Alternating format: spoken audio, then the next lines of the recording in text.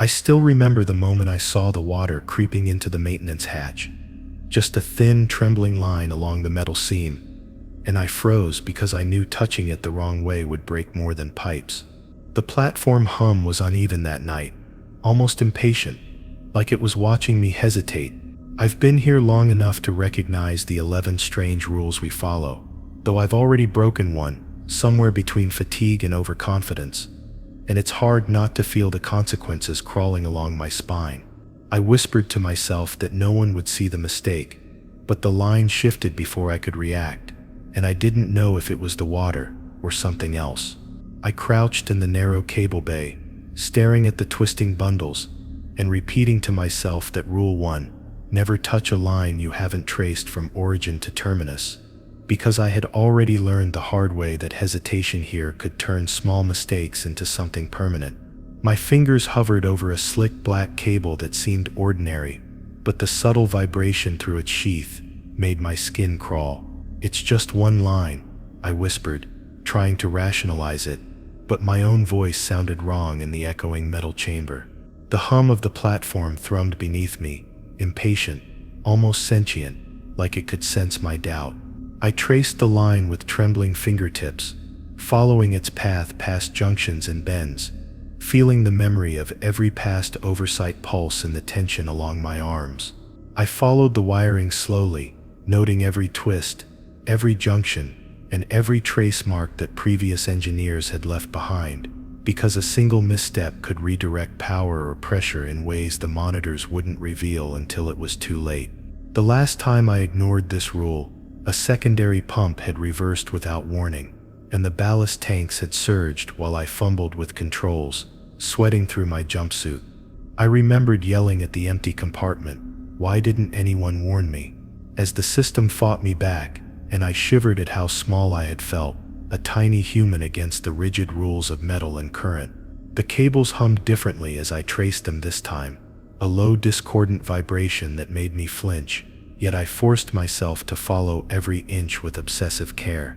At one point, I paused, noticing a thin copper wire veering off at a strange angle, almost hidden behind insulation. "This has to go somewhere critical," I muttered, brushing off the creeping panic that always rose when I saw a deviation. My hands moved slower than my thoughts, trembling, as if the platform itself was reminding me of the previous mistake. The memory of blinking warning lights and rising pressure haunted me, and I could almost feel the lingering consequences pressing against the metal walls around me. Each movement felt monumental, every careful tap or trace weighed down with the echo of the last failure. I whispered again, "I won't touch the wrong line. I can't." The deeper I followed the wires, the narrower the compartment felt, and the shadows in the corners of my vision began to warp. I told myself it was exhaustion, but a faint movement had caught my eye. A cable seemed to quiver on its own, as if aware of my indecision. I gripped the panel edge for balance and reminded myself quietly, "Rule 1, never touch a line you haven't traced from origin to terminus," letting the words anchor my mind. It was a mantra, yes, but also a warning, because the last time I had ignored it, I had woken to a cascading failure I couldn't fix fast enough. I felt the metal beneath me, pulse in time with my heart, and I realized that just knowing the rule wasn't enough. I had to live it, inch by inch. Hours seemed to pass as I meticulously traced every wire from origin to terminus, my knees numb on the cold floor, my back aching, and yet I couldn't stop checking and rechecking. Every minor misalignment made me flinch, and I heard my own breathing in the silent hum of the machinery. "It's not the cable itself," I said aloud, almost to justify my paranoia. "It's me. I can't afford to fail." The platform seemed to respond, shifting slightly beneath my weight, and I could feel the cable's subtle vibrations pulse like an irregular heartbeat. Each tap, each trace was a small negotiation with the metal beast around me, a silent agreement that I would not overstep again. By the time I reached the junctions near the lower decks, I felt every nerve on edge, the exhaustion sharpening every sensation. The air smelled faintly of ozone, and a metallic taste lingered on my tongue. I remembered the disaster from months ago when I had skipped tracing, and my stomach twisted. A single misstep had caused hours of cascading malfunctions, and the thought of repeating that terror made my hands shake. I murmured, "Just follow it all the way." And in that moment, I felt the precarious balance of everything I depended on, the fragile order maintained only by following Rule 1. Never touch a line you haven't traced from origin to terminus. I wiped the sweat from my brow and muttered to myself, Rule 2. Always record every connection, even if it seems redundant, because I knew how easily small oversights could spiral into chaos. The lower deck was dim, the cold cyan light bouncing off wet metal walls, and my notebook felt impossibly small in my hands. I scribbled every junction, every tiny label on the cables, but the handwriting trembled with exhaustion. A faint vibration ran under the floor, subtle but distinct, like the platform itself was urging me to hurry or warning me not to trust myself. I should be done, I whispered. But every connection I ignored in haste last time had ended with hours of scrambling under the weight of alarms. I crouched over the first junction, writing down the numbers and color codes, but the cables seemed to shift slightly under my gaze. I blinked hard, convinced fatigue was making the room bend. Did that wire move? I asked no one, my voice caught in my throat. I pressed my pen harder against the page, trying to anchor myself in the documentation. Even the smallest cable could carry a hidden consequence. Missing it once had caused a cascade of failures that had trapped me here overnight. I remembered thinking back then, just this one, it's fine, and the tremor in the pipes had been the first warning, subtle enough to ignore until it was too late. Each new connection I logged demanded more attention than I wanted to give. The platform felt alive, almost sentient, responding to my hesitation with tiny shudders and hums that crawled up my spine. I found myself stopping repeatedly, listening, feeling, noting vibrations that weren't supposed to be there. This one goes to the ballast sensor. I think, I whispered, uncertainty clawing at my chest. I had learned to never guess, yet my exhaustion made my eyes glaze over numbers and wires that should have been obvious. The notebook became my lifeline, each recorded junction a shield against the memory of chaos I had already survived. Sometimes I thought about the redundancy of it all, recording every wire twice, 3 times, making sketches in margins to cross-check against the main schematic. It's overkill, I muttered, glancing at the notebook full of tiny diagrams, but I could hear the ghosts of past mistakes in every misaligned diagram. Last month, failing to note a single connection had cost us hours and almost flooded a compartment.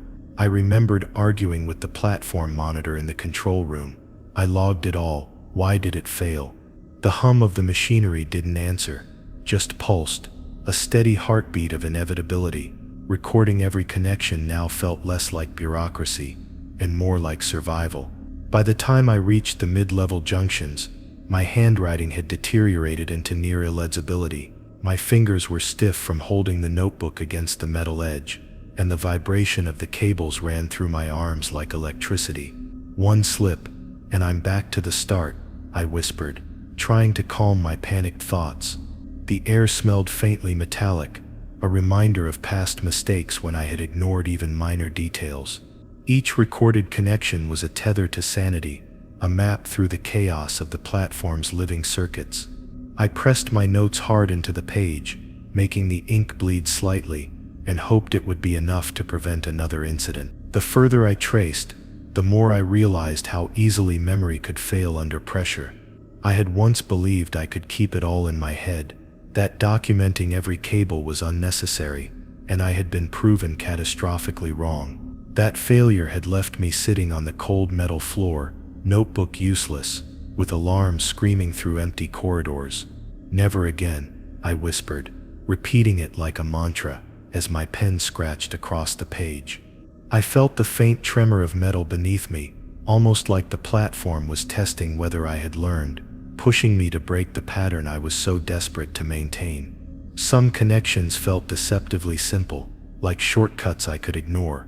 I paused over a small cluster near the waterline, debating whether it needed logging. The memory of missing a minor junction months ago, the alarms, the red lights, and the hours spent reversing the cascade flashed in my mind. "It's small, but not worth skipping," I muttered, finally marking it down, my hand shaking. The notebook became a rhythm, a bridge between my shaky perception and the unforgiving reality of the platform.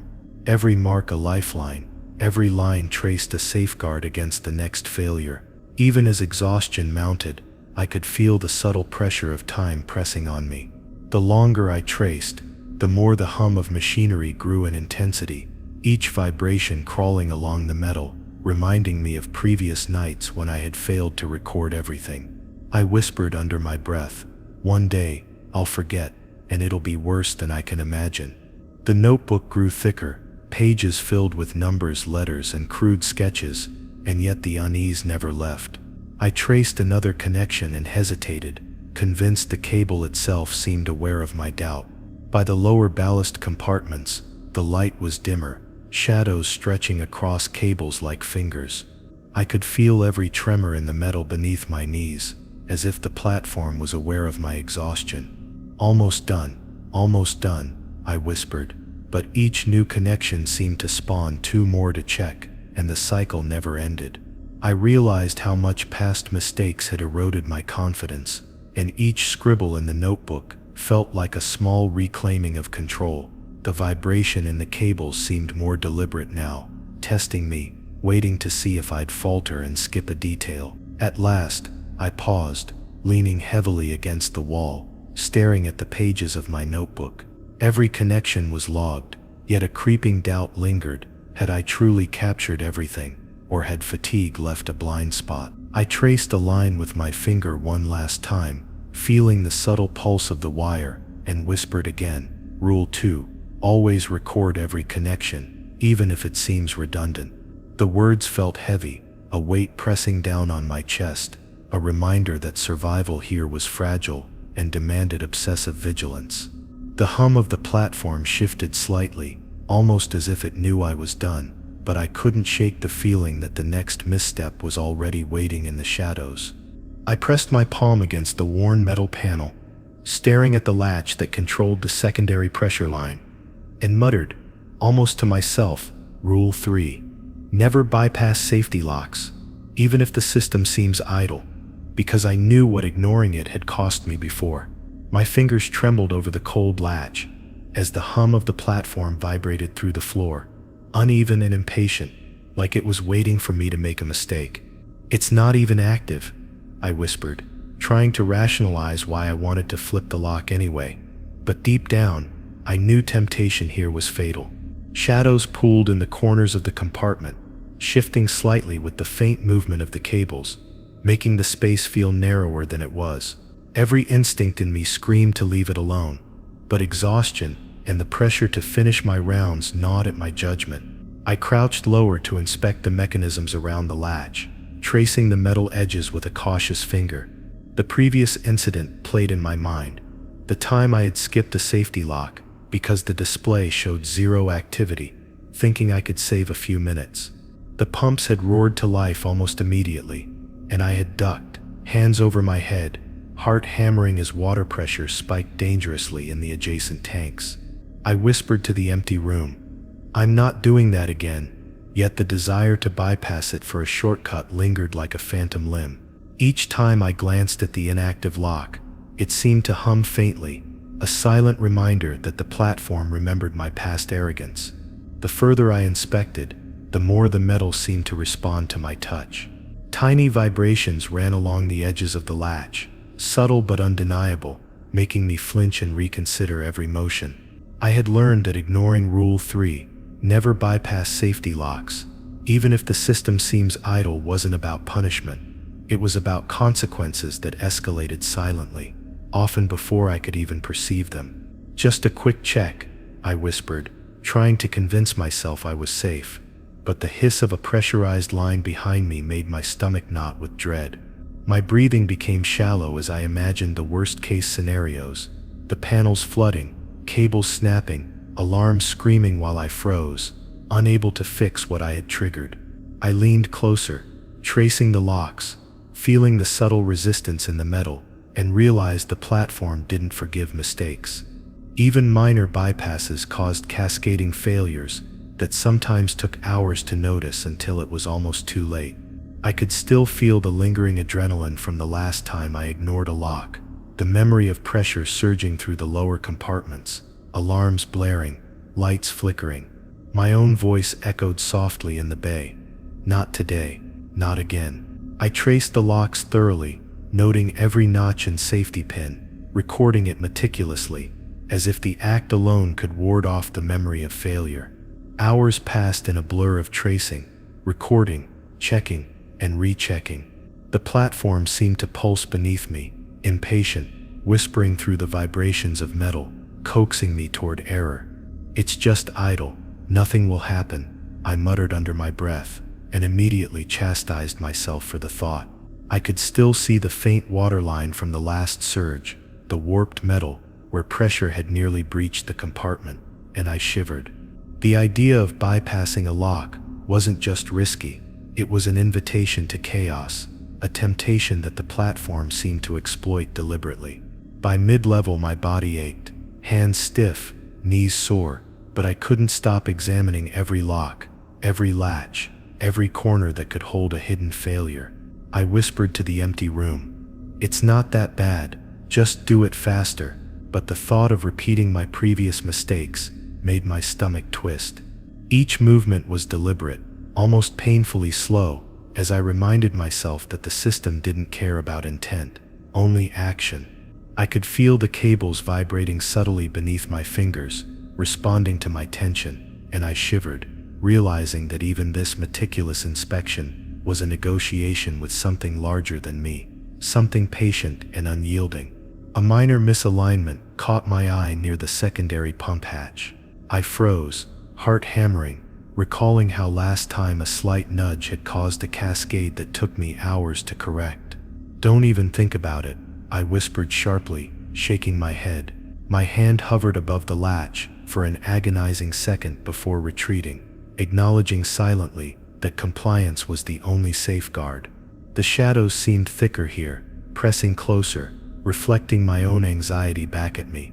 I traced the pins again, listening to the hum of the system, aware of every subtle vibration, and convinced myself that my survival depended on respecting the inertia of the platform more than my own impatience. The final stretch of the lower decks felt interminable. The lights flickered with a soft, almost imperceptible rhythm, shadows dancing across cables that had been meticulously logged and traced. I leaned against the wall for a moment, listening to the hum through the metal floor, and muttered, "Rule 3, never bypass safety locks, even if the system seems idle," letting it anchor me like a mantra. I felt the tension in my chest ease slightly, though the uneasy sense that something was watching persisted. Every latch I touched afterward felt like a negotiation, a careful conversation with a system that was unforgiving, yet patient, waiting for me to falter, waiting for me to forget. Even as I traced the last lock near the main ballast line, fatigue pressed down like a weight, and I had to take a deep, shuddering breath. The shadows felt almost sentient, stretching longer and deeper into corners I couldn't see, reminding me that neglect here could undo everything I had painstakingly recorded and traced in Rules 1 and 2. My pen and notebook were useless for these locks. Only careful observation and restraint could prevent disaster. I whispered again to myself, almost pleading, "I won't bypass them. I won't." The vibration under my knees shifted subtly, almost a pulse, a reminder that the platform knew if I failed, and that the consequences would be mine alone. By the time I finished, the compartment was silent, except for the hum, yet I felt the residual anxiety pressing on my ribs. Every step forward now carried the weight of every misstep I had survived.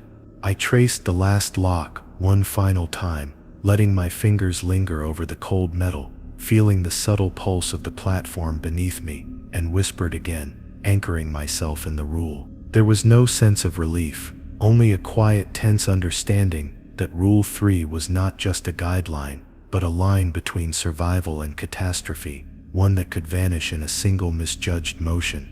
I paused outside the hatch, leading to the lower ballast chamber, feeling the faint tremor in the floor as the waterline adjusted above me, and whispered to myself, Rule 4.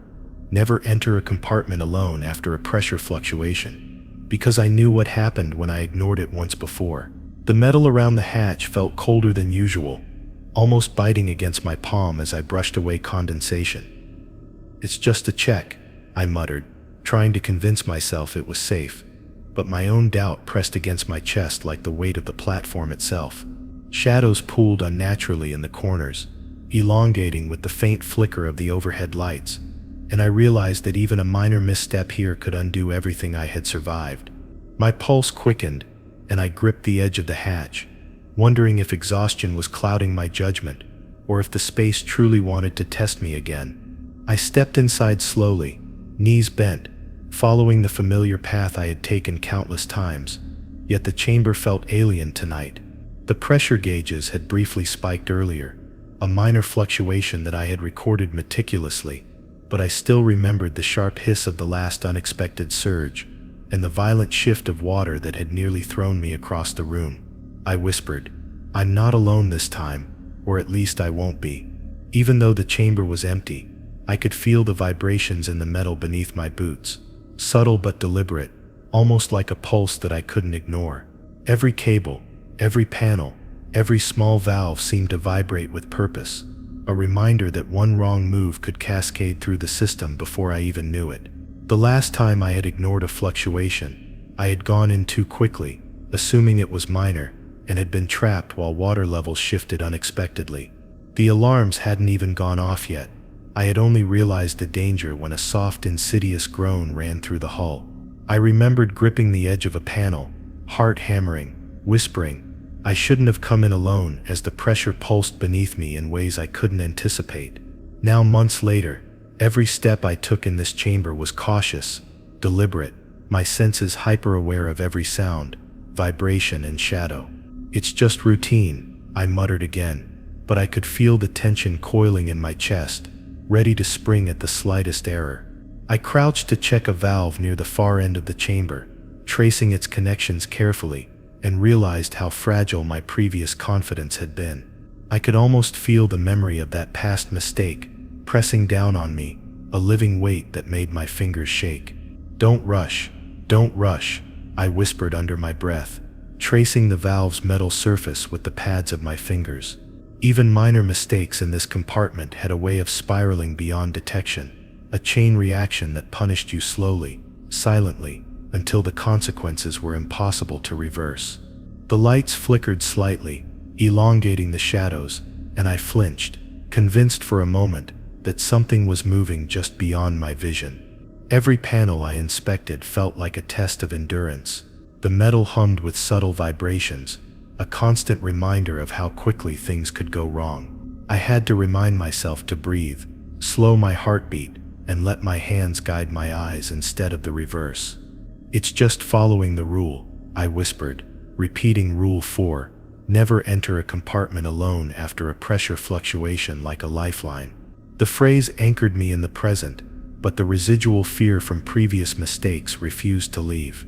Even a tiny hesitation could result in misjudgment, and on this platform, misjudgment was often fatal. By mid-chamber, I noticed a cable that had shifted slightly, probably due to the earlier fluctuation.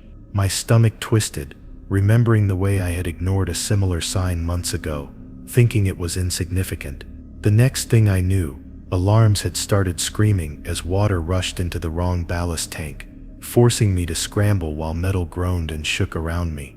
Not again, I whispered, forcing myself to take a deliberate step back and trace the cable before touching anything else. The vibration beneath my boots was steady now, almost mocking, a subtle pulse that reminded me the platform was never passive, never neutral.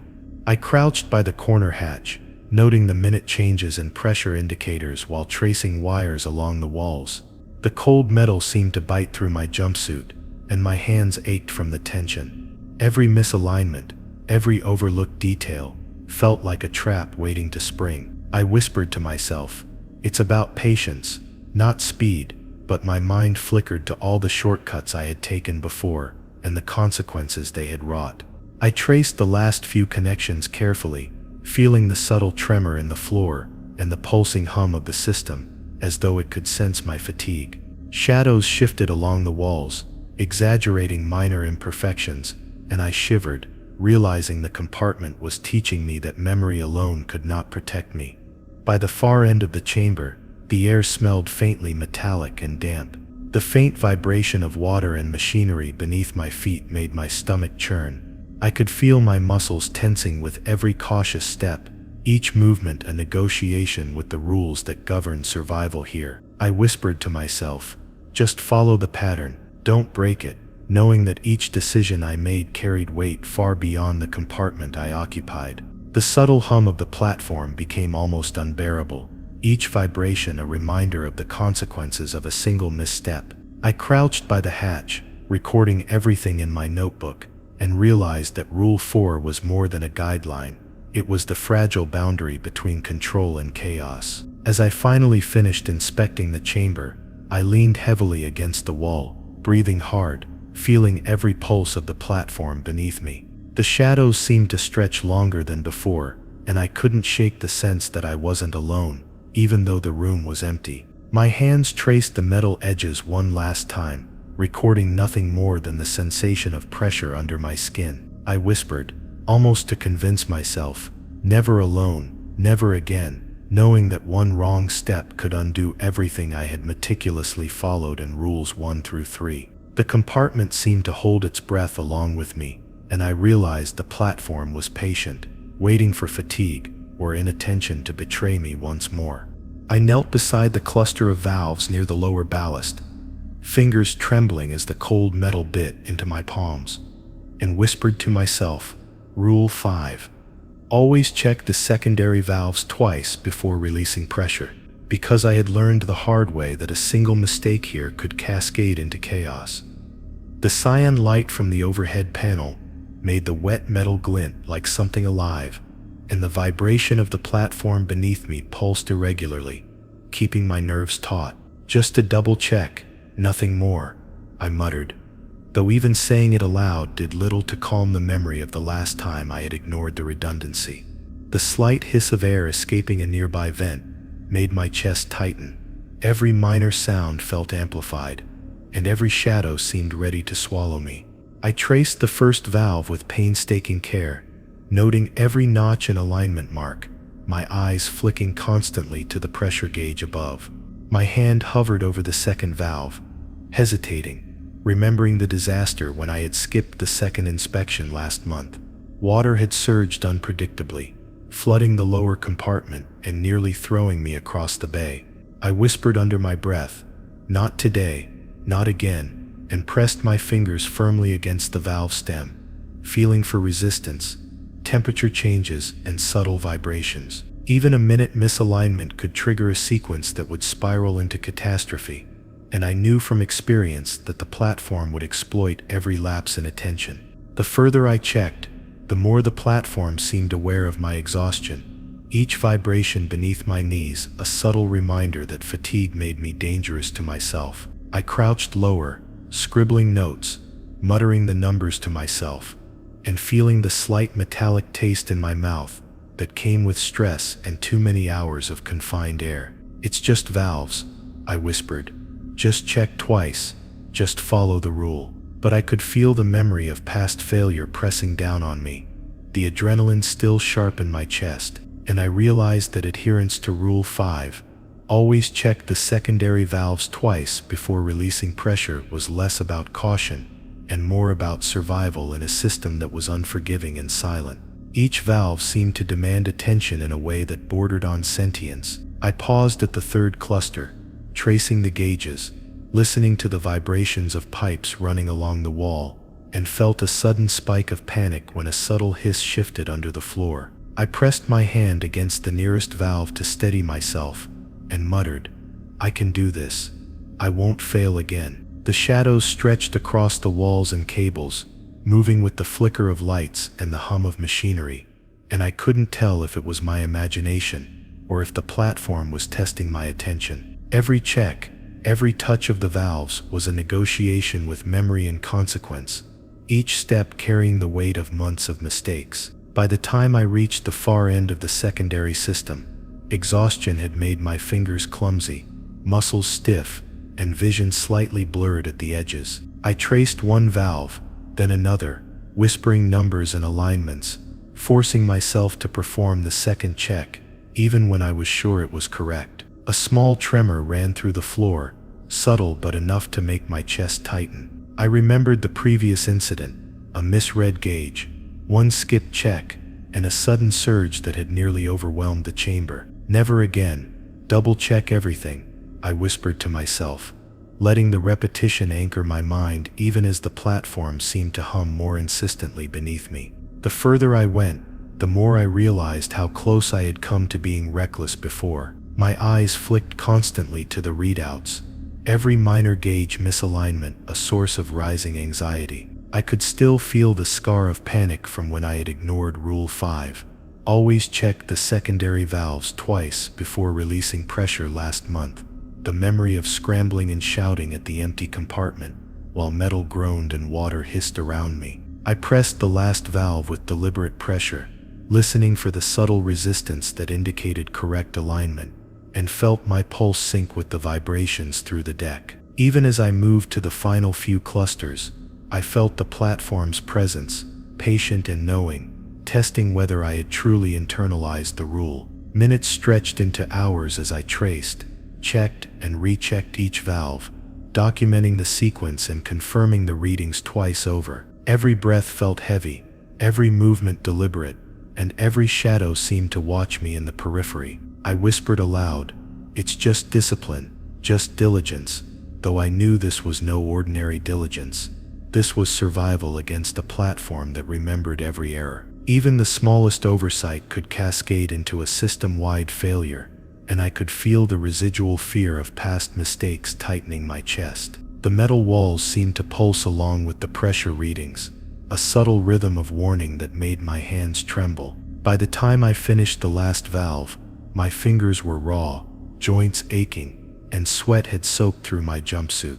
I traced the edges one last time, listening to the hum of the platform, and whispered again, "Rule 5. Always check the secondary valves twice before releasing pressure," letting the words anchor my thoughts in the knowledge that one misstep now could undo everything I had carefully managed in the previous rules. The shadows in the chamber stretched impossibly long, merging with the flicker of lights and the hum of machinery, and I shivered, feeling as though the platform itself waited for me to falter. My notebook lay open, scribbled with diagrams and notes, but I barely trusted the paper. This was about instinct, attention, and memory honed through near disasters. Even as I backed out of the compartment, muscles screaming from crouching in tension, I felt the subtle pulse of the platform beneath me, a constant reminder that I was never truly alone. Every cable, every valve, every vibration was a test, and the rule had become more than a guideline. It was a lifeline, something I could cling to when exhaustion threatened to undo my focus. I whispered one final time, feeling the weight of silence and shadows pressing in, knowing that the platform would not forgive lapses in attention. My hands lingered on the metal frame, steadying myself, and I realized that adherence to Rule 5 was no longer about caution. It was about survival, pure and simple. I crouched near the junction of the primary conduits, hands pressed to the cold metal floor, and whispered to myself, "Rule 6. Never ignore minor vibrations. They often predict catastrophic shifts," because I had felt too many tremors before dismissing them as inconsequential. The cyan light from the panels flickered, casting long shadows across the cables, making the compartment feel both cramped and impossibly deep. "Just a tremor. Nothing serious," I muttered. But the memory of past surges pressed against my chest, a constant reminder of how quickly small disturbances became disasters. The faint hum of the platform pulsed beneath me, uneven, almost deliberate, and I realized that ignoring it, even for a moment, could undo all my painstaking work from Rules 1 through 5. The vibrations beneath my fingers were subtle, a low rhythmic quiver that seemed to move along the metal walls like a heartbeat I couldn't fully interpret. I traced the conduit carefully, whispering the alignment numbers to myself, and tried to convince my body that this was just fatigue, but every fiber of my being screamed that the platform had its own intentions. I remembered the last time I had ignored such a vibration, a minor pulse I had brushed off as normal operational hum. Within minutes, a secondary pump had reversed unexpectedly, flooding the adjacent compartment while I scrambled to regain control. I pressed harder against the metal, forcing myself to focus on each quiver, each subtle shift, knowing that survival depended on reading them correctly. The further I moved down the corridor, the more insistent the vibrations became, almost like they were communicating, though I couldn't decipher the message. I whispered, "Just follow them. Just listen," letting my hands guide my eyes along the conduits and junctions. The faint hiss of escaping air and the subtle tremor under my knees made my stomach tighten, reminding me of how easily oversight could spiral. Every minor anomaly, every slight movement in the metal felt amplified, as if the platform were testing whether I had truly internalized Rule 6. Never ignore minor vibrations. They often predict catastrophic shifts. I shivered, pressing my notebook against the wall to jot a note, though I knew the observation was as much about instinct as recording. I crouched lower near a cluster of pressure lines, following a vibration that pulsed in irregular intervals, almost teasing me. My fingers traced the conduits, but every touch seemed to amplify the quiver, a reminder that the system was alive in ways I couldn't fully perceive. I whispered aloud, "It's just a signal, just pay attention." But the shadows stretched unnaturally across the walls, flickering with the subtle movements of cables and panels. Every vibration felt like a warning, a quiet prelude to chaos that I had learned to respect after too many near disasters. The memory of my previous mistakes, the alarms, the floods, the scrambling, pressed on me, and I realized vigilance had to be obsessive, almost unbearable in its intensity. By the mid-level junctions, fatigue was clawing at my muscles, my knees aching from crouching, my hands stiff and raw. Yet the vibrations under the floor were impossible to ignore, subtle enough that they could be missed in a routine check, but insistent enough that my brain refused to dismiss them. "It's not fatigue, it's the platform," I whispered, tracing each line, watching for slight bends, listening for faint hums that indicated pressure shifts or misalignments. I remembered the last time I had assumed a minor vibration was harmless, and how it had escalated into a surge that nearly crushed me against a panel. My stomach tightened as I followed the current quivers, knowing that ignorance here was a gamble I couldn't afford. I crouched by a junction hatch, inspecting the valves and connections, feeling the vibrations along the walls and floor, subtle yet persistent. I whispered, "Every quiver matters, every tremor is a message," as my fingers pressed firmly to gauge the intensity. A flicker in the lighting cast jagged shadows across the cables, making them seem to writhe under my hands. The memory of past oversights, the sudden hiss of pressure release, the panic, the alarms, pushed me forward with obsessive care. Every observation felt like a negotiation with the platform itself, a silent understanding that one misread signal could undo hours of work and plunge the system into chaos. By the time I reached the lower ballast junction, the vibrations had intensified subtly, almost imperceptibly, and I could feel my pulse matching their rhythm. I whispered, "Don't ignore it, don't ever ignore it," and pressed my hands against the metal, letting my fingers follow each pulse along the conduits. The shadows stretched unnaturally long, merging with flickering light, and I realized that the compartment had become almost unrecognizable from the one I had entered hours ago. Every tremor felt like a test of memory and attention, of instinct honed from months of mistakes and near disasters. I traced a pipe and felt the subtle expansion of metal beneath my touch, a warning that would have been invisible to anyone not paying obsessive attention. Finally, at the far end of the corridor, I crouched by a control panel, listening to the faint quivers of the system and recording them in my notebook. Each vibration, each subtle pulse, was cataloged mentally as much as physically, because I knew that even the most meticulous notes could not replace instinct. I whispered again, "Rule 6, never ignore minor vibrations. They often predict catastrophic shifts, letting it anchor me like a mantra in the overwhelming hum and subtle quivering of the platform. The shadows seemed to twist and lengthen around me, the faint vibration beneath my knees a constant reminder that the platform never forgot past mistakes. Every moment of attention, every pause, every breath felt like a negotiation with survival itself. Exhausted, I leaned against the cold metal wall, listening, feeling, absorbing the vibrations with every nerve. The hum of the platform persisted, a subtle pulse that seemed to mock my fatigue while reinforcing the lessons of experience. I realized that Rule 6 was not a guideline. It was a boundary between caution and catastrophe, a reminder that the smallest tremor could spiral into disaster faster than I could react. My fingers traced one last pulse along the pipe before I stood, my knees stiff, my arms aching, and I whispered again, letting the words solidify in my mind that attention to detail was the only shield against the platform's unforgiving nature. I crouched in front of the main console, my hands hovering over the levers and gauges, and whispered to myself, Rule 7. Never trust the visual indicators alone, always verify mechanically, because I had been burned too many times relying solely on what the screen showed.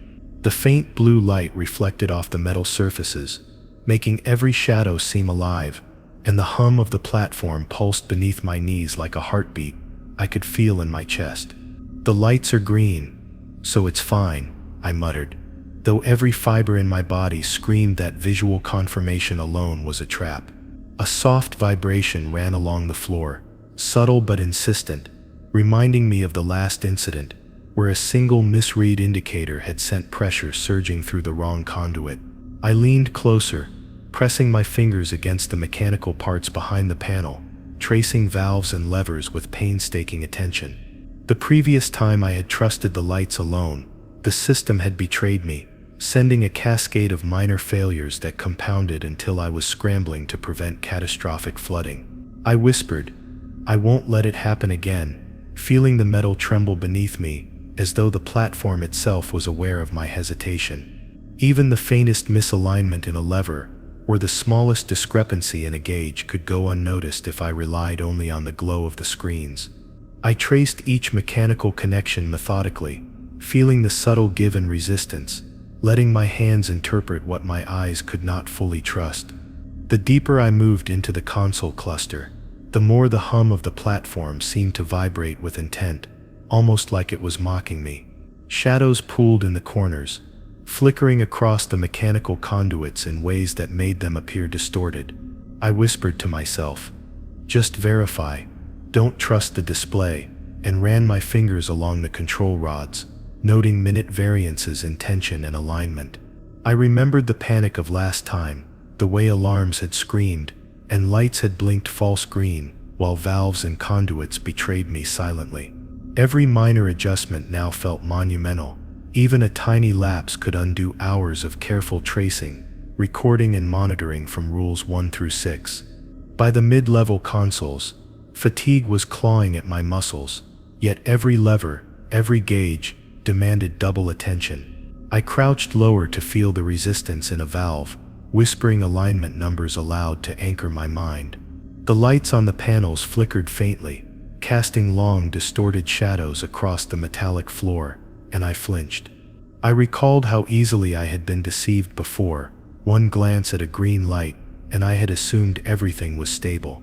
The tactile verification, the feeling of metal under my fingers, had been the only clue that disaster was quietly approaching. I pressed my hand harder against a lever, feeling its subtle hum, and realized that Rule 7, never trust the visual indicators alone, always verify mechanically, was not optional. It was survival. I traced the mechanical connections across multiple panels, noting subtle discrepancies in pressure tension that the screens failed to reveal. My notebook was open beside me, scribbled with numbers and diagrams, but I realized that instinct and touch mattered far more than ink and paper in this moment.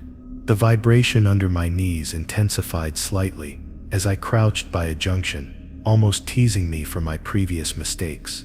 Don't let the lights lie to you, I whispered, feeling sweat run down the back of my neck as shadows seemed to twist unnaturally across the walls.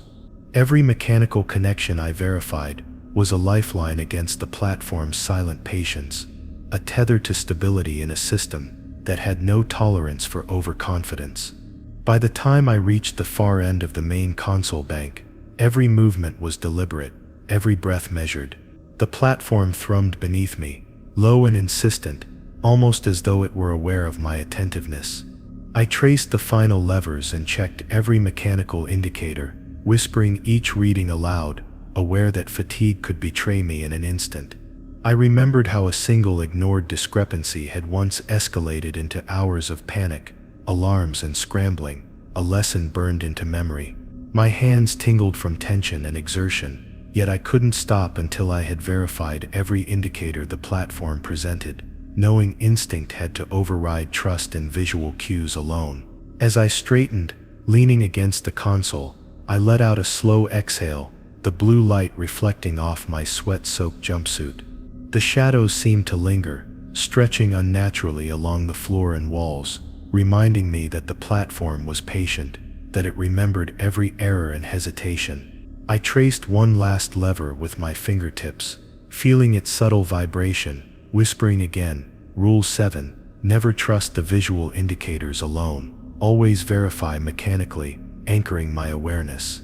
The hum of machinery persisted, but now I felt a small fragile confidence, knowing that this rule had saved me from repeating a past catastrophe, though the tension of fatigue remained. Even as I moved to exit the console cluster, the shadows and vibrations pressed close, reminding me that compliance alone was not enough. Attention, memory, and instinct had to be aligned perfectly.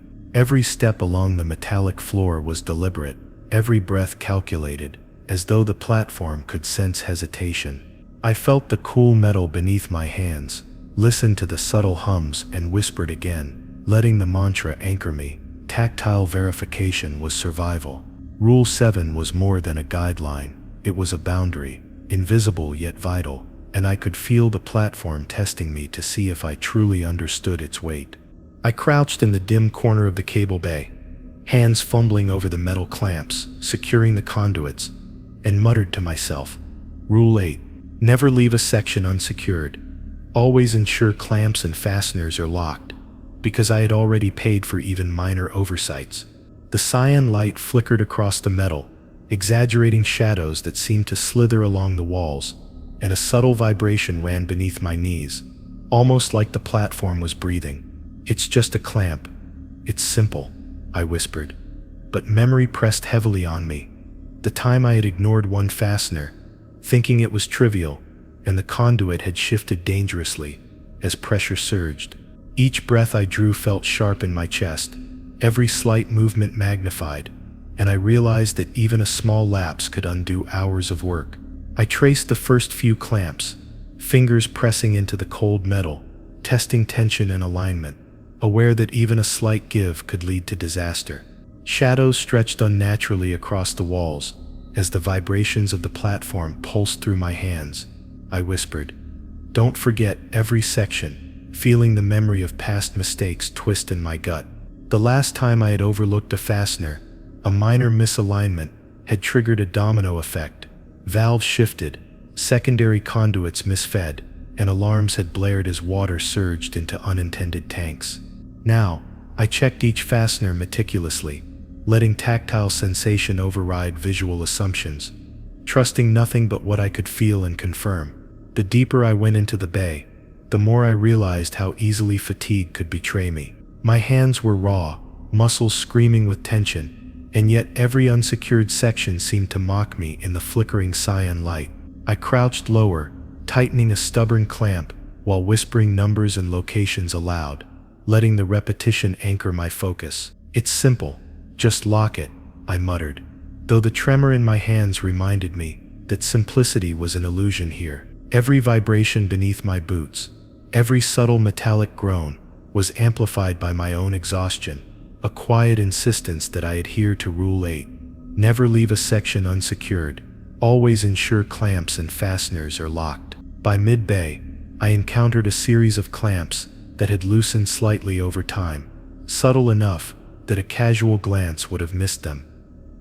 I froze, tracing each one carefully, whispering alignment and tension, listening to the platform hum beneath me. My previous oversight in a similar situation replayed in my mind. A small shift in a single conduit had triggered an entire cascade, nearly flooding the lower compartments.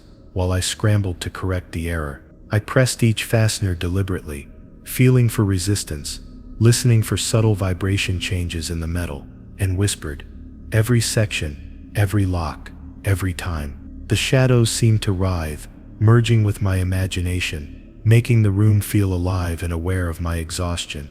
I crouched near the lower ballast junction, tracing clamps and fasteners along every visible section, aware that missing one would leave me exposed to the platform's unforgiving systems. The vibrations beneath my hands seemed deliberate, teasing, testing whether I could maintain focus under fatigue.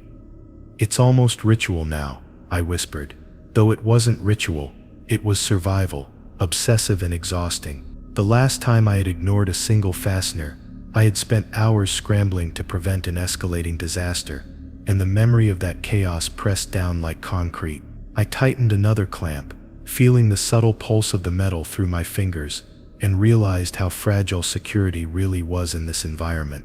The further I progressed, the more the shadows seemed to move independently of the flickering lights, stretching across the conduits in ways that made me question my own perception. I crouched lower, tracing fasteners and clamps, whispering the numbers and positions aloud, feeling each vibration beneath my fingertips. My arms ached, muscles stiff, yet every section demanded my full attention. A faint metallic creak echoed somewhere in the bay, small but enough to make my heart hammer. I pressed a stubborn clamp one last time, tracing its tension and alignment carefully, convinced that any lapse could unravel the careful order I had established in rules 1 through 7. By the far end of the bay, exhaustion was clawing at my limbs, yet I couldn't stop checking. The vibration of the platform pulsed steadily beneath me, shadows twisting along the walls and cables, whispering my previous errors back to me. Just one more, just the last stretch,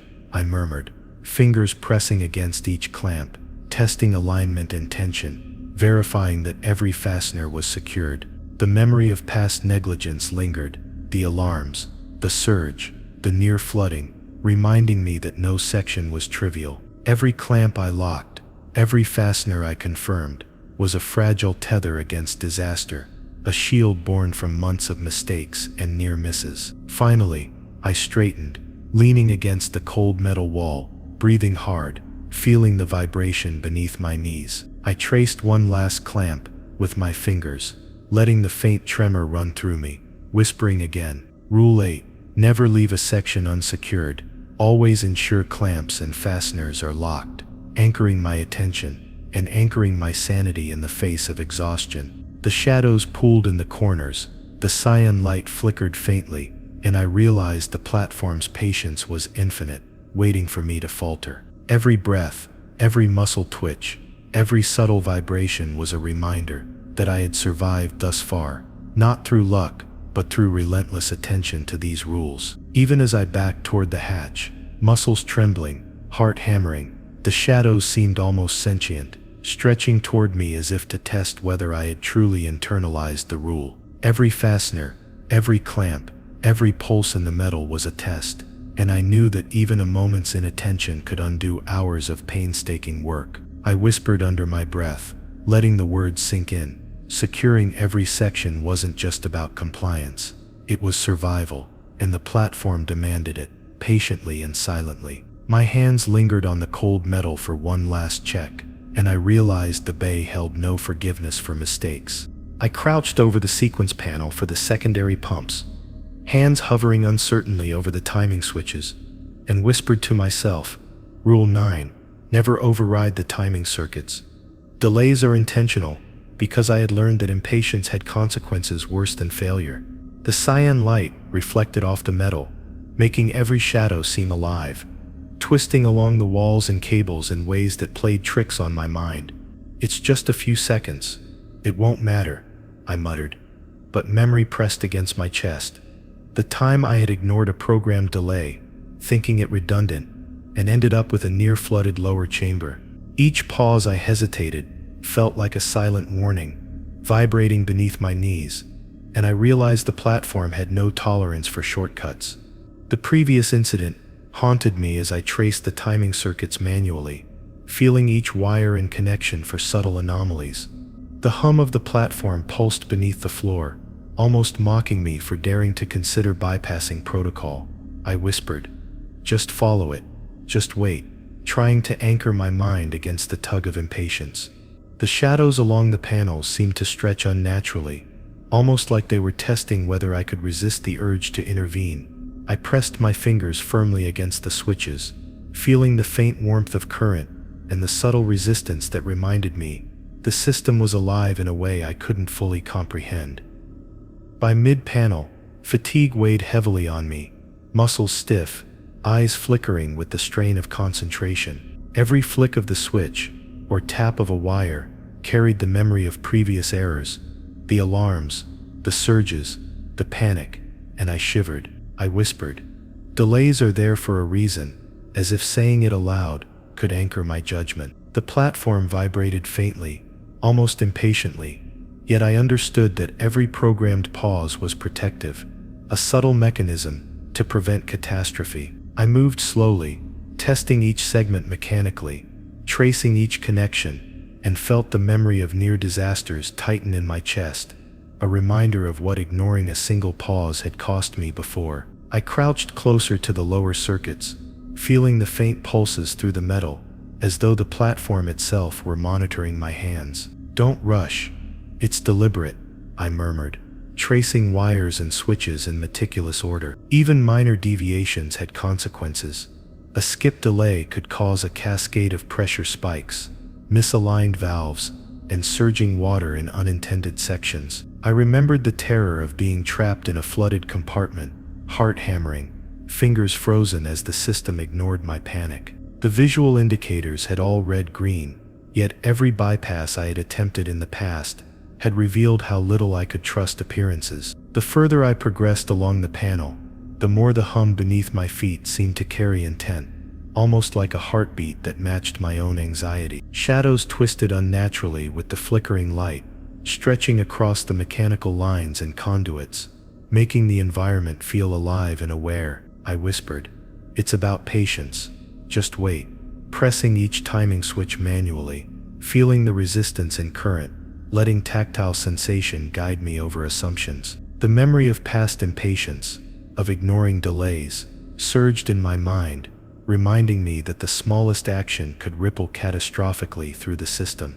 By the far end of the panel, every movement felt deliberate, even ritualistic. I crouched low, tracing final timing circuits, listening to the faint hum of the platform, and felt my pulse synchronize with the subtle vibrations beneath my knees. I whispered aloud, "It's not about speed, it's about understanding," pressing each switch with care, aware that the slightest impatience could undo the work of the previous 8 rules. Shadows pooled in corners, elongating unnaturally, as though to test my resolve, and the cyan light flickered in a rhythm that made my stomach tighten. Every microsecond mattered, every subtle vibration a warning, and I realized that compliance here was survival in its purest form. Finally I straightened, leaning against the cold metal, heart hammering, sweat dripping into my eyes. The faint pulse of the platform beneath me reminded me that time itself was part of the system, and trying to force it forward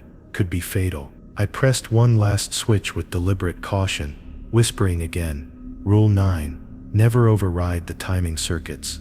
Delays are intentional," letting the words anchor my focus and sanity. The shadows pooled heavily around the edges of the compartment, the vibrations of machinery faint but insistent, and I knew the platform was patient, waiting for any lapse, any hint of impatience that could undo hours of careful adherence. Even as I moved to exit the sequence panel, my muscles trembling, every step calculated, I felt the hum of the platform echoing beneath me, reminding me that compliance, attention, and respect for the system's timing were my only shield. The shadows seemed to linger, stretching toward me as though aware of my every hesitation. I whispered under my breath, letting the mantra sink in. Patience was survival, and the platform demanded it in every pulse, every vibration, every programmed pause. I shivered as I stepped into the lower engine corridor, hands immediately rubbing the stiffened joints of my arms, and whispered to myself, Rule 10. Never ignore sudden temperature drops. They indicate system anomalies, because I had learned the hard way that cold wasn't comfort. It was a warning. The cyan lights flickered, casting long, jagged shadows across the metal, making every bolt and conduit appear distorted, as though moving in the corner of my eye. Just a draft, maybe, I muttered, but the cold stung my cheeks, sharper than normal ventilation. My chest tightened as a subtle vibration ran beneath my knees, almost like the platform was reminding me that past mistakes had left consequences buried, waiting to surface. I crouched by the primary heat exchanger, pressing my fingers to the metal panels, feeling the sudden chill crawling along the conduits. The temperature drop wasn't gradual, it was a spike, abrupt enough to make the hairs on my arms bristle. I whispered, Not normal, not normal," recalling the incident when I had brushed off a similar chill and ignored the warning. Within minutes, pressure gauges had fluctuated, conduits had warped, and I had been forced to scramble while the alarm screamed silently in my memory.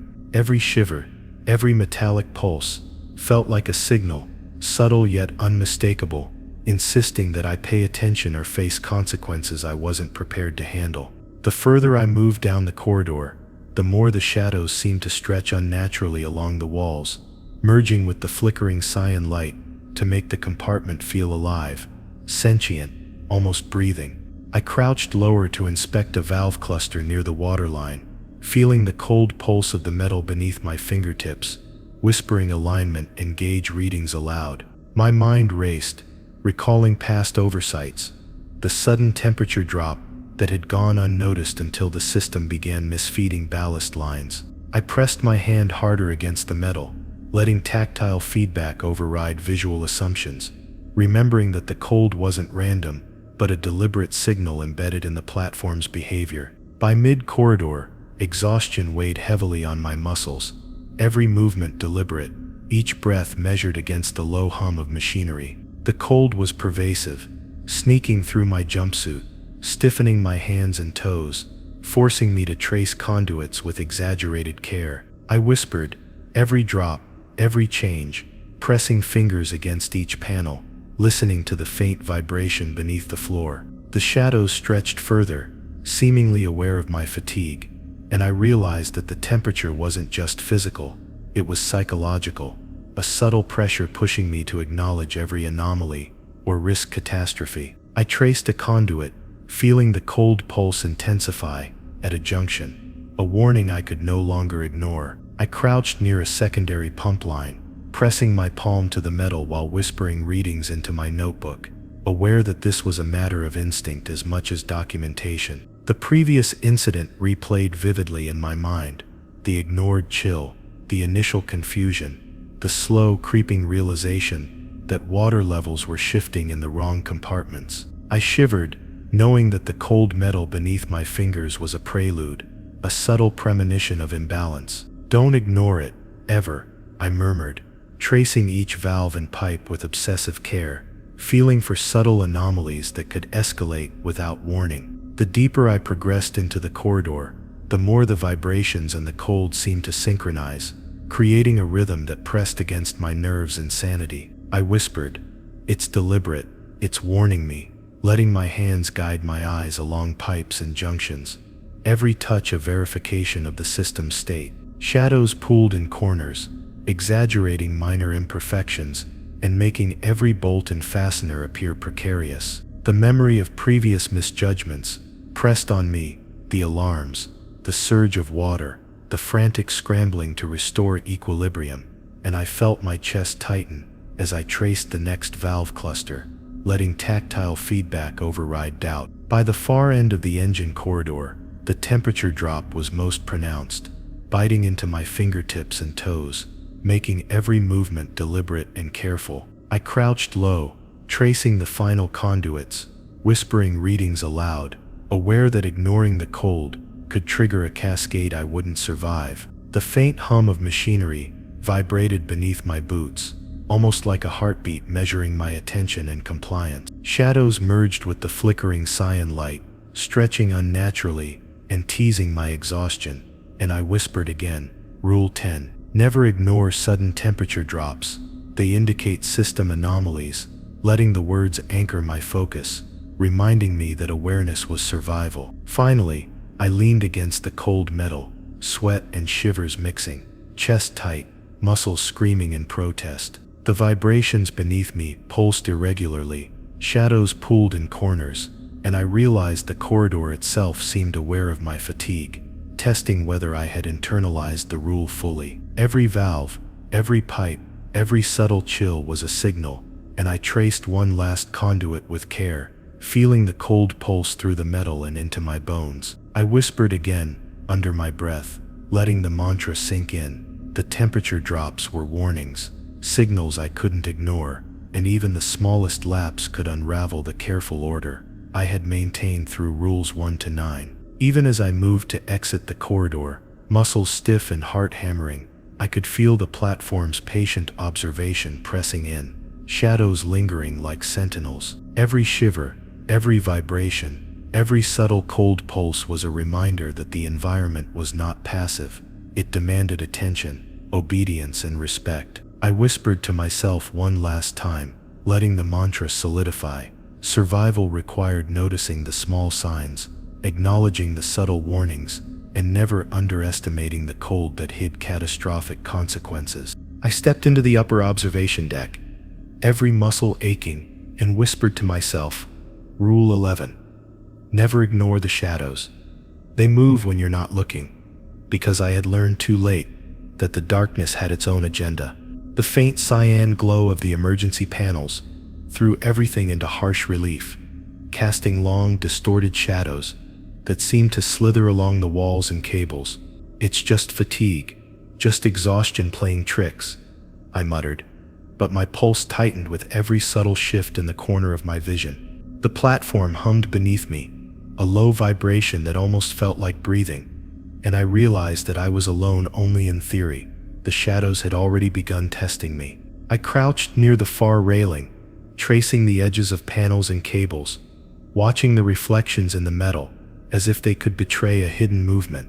My hands trembled as I whispered numbers and alignments aloud, feeling the past mistakes of every rule weighing down on me. One misstep in shadow observation had already cost me precious minutes and nearly triggered misalignments in the lower conduits. I traced the edges of a panel with my fingertips, feeling the subtle tremor beneath me, and muttered, Don't look away ever, though the words barely reached beyond the shiver crawling up my spine. Every corner, every flicker, every pulse in the cyan light seemed deliberate, as though the darkness itself was alive and patient.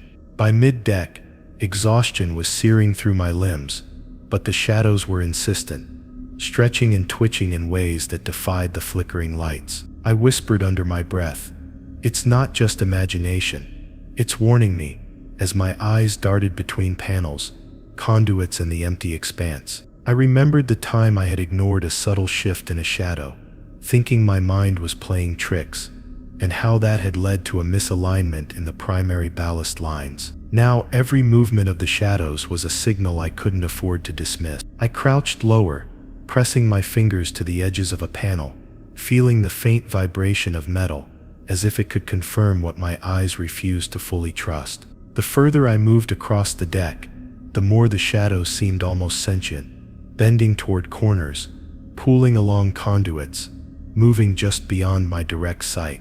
I whispered, Every shadow matters, every one, letting the mantra anchor me against the fatigue that made my body betray me. A faint metallic groan echoed somewhere behind me, subtle but enough to make my chest tighten. I pressed my palms against the railing, letting the vibration beneath me guide my awareness, tracing conduits with obsessive care, while the shadows stretched like liquid intent along the deck. Even in my exhaustion, I knew the darkness was not passive.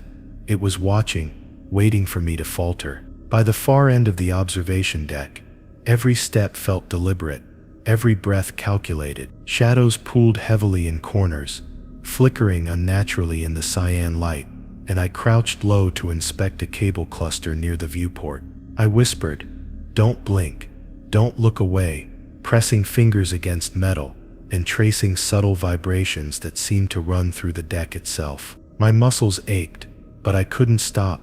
Distraction or hesitation here would leave me vulnerable. I remembered previous lapses where ignoring minor shifts had caused cascading failures, and I shivered, realizing that the shadows themselves seemed to mark the timing of these failures, moving imperceptibly until a single misstep triggered chaos. I leaned against a control panel, muscles trembling, heart hammering, and whispered the words again, feeling the shadows twist around the edges of my vision. Cyan light flickered, elongating corners and deepening recesses, while the platform's vibrations pulsed beneath me. I traced every conduit, every cable, every subtle edge of metal I could touch, whispering alignments aloud, aware that this was not just precaution, it was instinct against the deliberate, patient movement of the shadows. One momentary lapse could undo the survival painstakingly maintained through rules 1 to 10. The shadows flickered toward me, almost expectant, and I realized their patience was infinite, their watch unbroken, as if they measured every shiver, every hesitation. Finally, I moved to the central viewport, crouching low and pressing my hand against the railing, watching shadows stretch across the floor, flicker across cables, and fold into corners that should have been empty. My mind raced, trying to keep track of every subtle shift, every imperceptible movement. The vibration beneath my knees pulsed in sync with my heartbeat, and I whispered aloud, "Rule 11. Never ignore the shadows. They move when you're not looking," letting it anchor my awareness. Every pulse, every flicker, every subtle movement became a warning, a signal that the platform itself was a silent, patient observer of my fatigue, my mistakes, and my compliance. Even as I straightened, leaning heavily against the metal, exhausted and trembling, the shadows seemed to linger, stretching unnaturally in the flickering cyan light. Every corner held a movement I couldn't fully perceive. Every flicker seemed deliberate, and I realized that adherence to all 10 previous rules had led me here, to a place where survival demanded obsessive attention to what I couldn't see clearly. I whispered under my breath, tracing a cable with one trembling hand, heart hammering, knowing that the shadows were waiting for a mistake I might not even realize I had made. And then, just as I moved my head to follow a flicker along the far railing, I froze, sensing something shift that shouldn't exist, and the platform hummed beneath me, in a cadence I didn't recognize, a rhythm that felt alive and deliberate. My eyes darted, muscles tensing, and I realized I could neither relax nor move forward without paying attention to every subtle motion in the darkness. The shadows were patient, the cyan light unsteady, the vibrations relentless, and I knew that something was waiting for me in the corners I refused to fully see. If you enjoyed this story, like, share, and subscribe for more.